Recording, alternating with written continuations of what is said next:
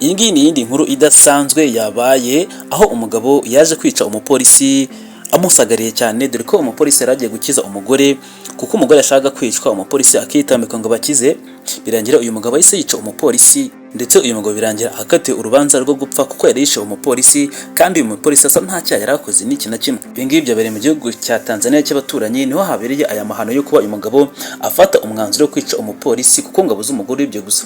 Rero byinshi byo kuri iyi nkuru reka tubirebere hamwe uko byagiye bigenda byose akantu ku kandi. Ngiye ngo ikaze kuri channel yacu, nitwa Marashi Ajabu TV show Rwanda.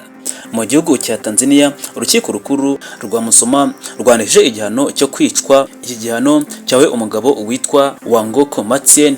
Uyu mugabo utuye ahitwa Kwengwa, ahangaha atuye ni mu ntara ya Tarim. Ahangaha byabaye nyuma yuko uyu mugabo yari amaze kwica umupolisi witwaga Fred Obunga. Rero uyu mugabo akurikiranyweho icyaha cyo kwica uyu mupolisi bitewe n'akarengane yari akorewe cyane umupolisi byo kuba yaramwishe.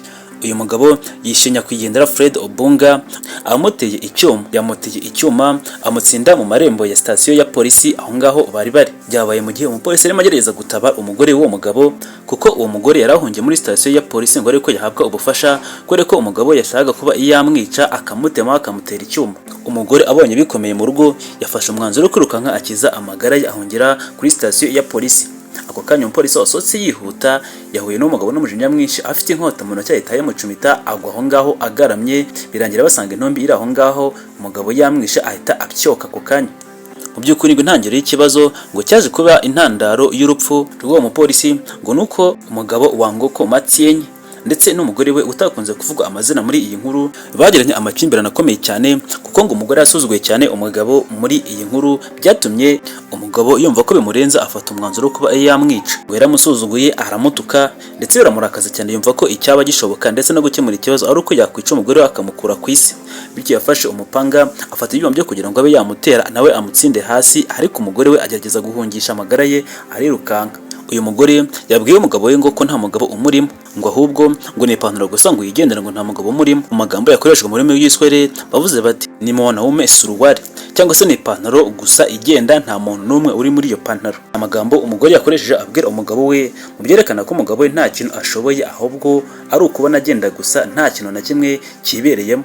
Mu gihe umukobwa cyangwa se umugore usuzuguye umugabo cyane cyane mu gihugu cya Tanzania ashaka kumugiranya naho nta kintu ashoboye, agashaka kwerekana yuko ntacyo avuze, cyane cyane bitewe n'imyitwarire, imigirire cyangwa se ibikorwa n'ibindi byose bifitanye isano no kuba uyu mugabo aciriritse cyane. Bakunda kuvuga bati si umugabo naho babuze, ati umugabo uraho ni umugabo kise ko ari ipantaro gusa. Agomba kunze kuba yakoreshwa cyane muri Tanzania, cyane cyane iyo abantu b'igitsina gore basuzuguye cyane abantu b'igitsina gabo bitewe n'uburyo babana cyangwa se bigaragariza mu buryo bugiye butandukanye, akerekana ko ibi ngibi ari nkaho uyu mugabo nta kintu avuze, gusa afite agaciro gake imbere y'uwo mukobwa cyangwa se uwo mudamu wamubonye. Ati gusa kandi usibye no kuba ari ipantaro gusa, ati nanjye ubwanjye ndayifite. Ni amagambo yakoreshejwe uyu mugore asuzugura cyane umugabo.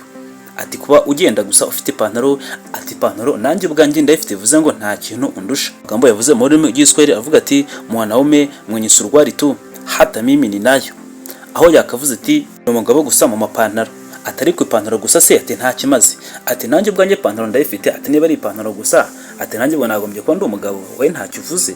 Rero iyo mvugo y'uwo mugore ngo niyo yamuteye uburakari cyane, ndetse inabimbarutsa cyane y'umujinya ukabije wo kuba yakumva ko yamwivugana, ndetse ahitamo kumwirukankana afata icyuma ashaka kuba yamutema ndetse ngo amwica amutsinda aho ngaho.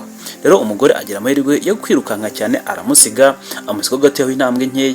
Akimusiga yinjira muri sitasiyo ya polisi yari irangaho abanza hamwegereye. Yinjiye muri iyo sitasiyo atabaza kugamira n'umupolisi aramutabara, ariko umupolisi wamwakiriye we ntibyamugendekeye neza, kubera yuko umupolisi watabaye uwo mugore kuri sitasiyo ya polisi ngo niwe wabaye igitambo cyo kuba yapfa. Uwo watabaye nyir'ubwite yahise apfa ako kanya, kuko niwe Fred Obunga cya cyuma cyaragiye guterwa umugore cyase giterwa umupolisi mu cyimbo cyo kuba umujinya washirira aho ngaho.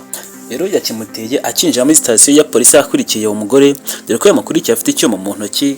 Rero akinjira mu marembo akubitana n'uwo mugabo Obunga Fred, ahita akimutera ako kanya n'umurakari bwinshi cyane ngo arebe ko nibura yakwihorera, ndetse akumva ko uburakari bwe bushize n'agasuzuguro yasuzuguwe n'umugore we kaba akagabanutse. Ikinyamakuru Mwananchi cyanditse yuko aho muri Tanzania cyatangaje yuko uyu munsi ku itariki 11 Werurwe urukiko rukuru rwa Musoma rwahanishije Wangoko Matien igihano cyo kwicwa burundu agapfa igihe cyo cyose.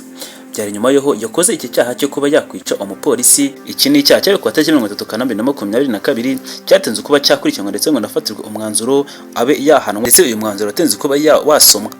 Gusa ariko ntabwo batangaza byinshi kuri ibi ngibi, niba azahita yicwa ako kanya cyangwa se igihe cyose yakwicwa, dore ko muri Tanzania hakiri iki cyaha cyo kuba umuntu yakwicwa igihe icyo ari cyo cyose, bivuze ngo umunota ku munota yasorwa akicwa, ntibavuze igihe azicirwa, isaha n'igihe icyo ari cyo cyose yaba yazicirwa. Ntabwo kandi batangaje andi makuru amwerekeye, imiryango ye, abana hasize, umugore aho azerekeza ndetse naho yerekeje mu gihe yaramucitse. Ntabwo batangaje byinshi cyane byimbitse mu batavuze ahangaha.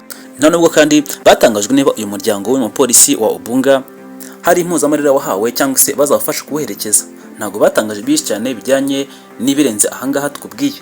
Gusa ngiye icyo nagushimira ni uko mvuganye nawe kuri channel yacu yitwa Ajab TV Show Rwanda. Rero nyine nitwa Ajab Marashinda, bashimiye Imana ikomeze kuba yabarinda. Ajab TV Show.